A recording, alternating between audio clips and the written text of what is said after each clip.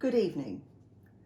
Today, another 847 people lost their lives to COVID-19, bringing the total lives lost to over 14,500. And of course, our thoughts and prayers are with their families and friends. The government yesterday extended the lockdown for another 3 weeks. This was to be expected. After a COBRA meeting in conjunction with SAGE, a 5-point plan was implemented. I'll explain what these two groups are. COBRA is a civil contingencies committee that convenes to handle matters of national emergency or major disruption. SAGE is a scientific advisory group for emergencies and is responsible for ensuring that timely, coordinated scientific advice is made available to decision makers to support the government. So the 5 points are: number 1, to ensure that the NHS doesn't become completely overwhelmed and that there is sufficient critical care, not just for COVID-19 patients, but for any medical emergency. Number 2, that there is a sustained and consistent fall in the daily death rate of coronavirus, so that the government can be confident that numbers have moved beyond the peak. 3, when there is reliable data from SAGE that the rate of infection is decreasing to manageable levels right across the board.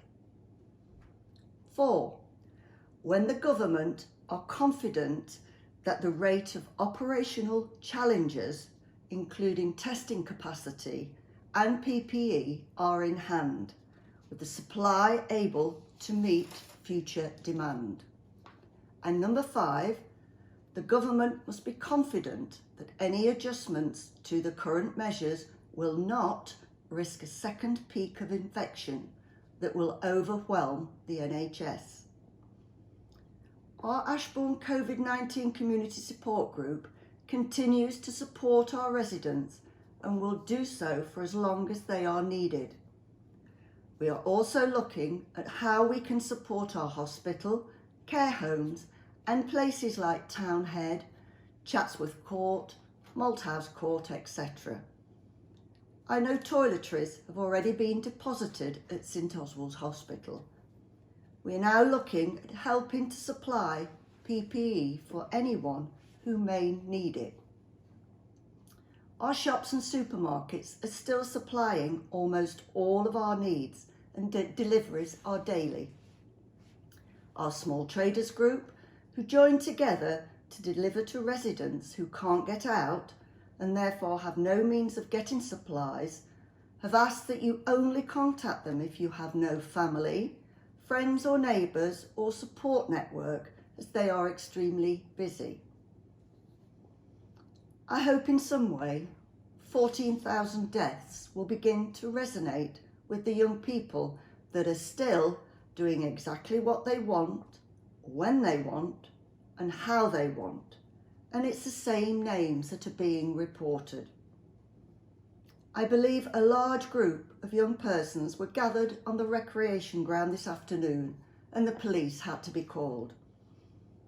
I'd like to ask these people, what part of this pandemic do you not get? What part of stay at home do you not get? What part of social distancing and social gathering do you not get? Because clearly you are not getting it. The majority of our residents, including our young people, are following the instructions in place. And this week I received a FaceTime call from 2 children who wanted to ask the Lord Mayor some questions. I first met these 2 children at Hilltop when I was visiting. Kaya had written down the questions and her sister Katie was chipping in. These 2 children, very young, completely get it. They are doing everything right.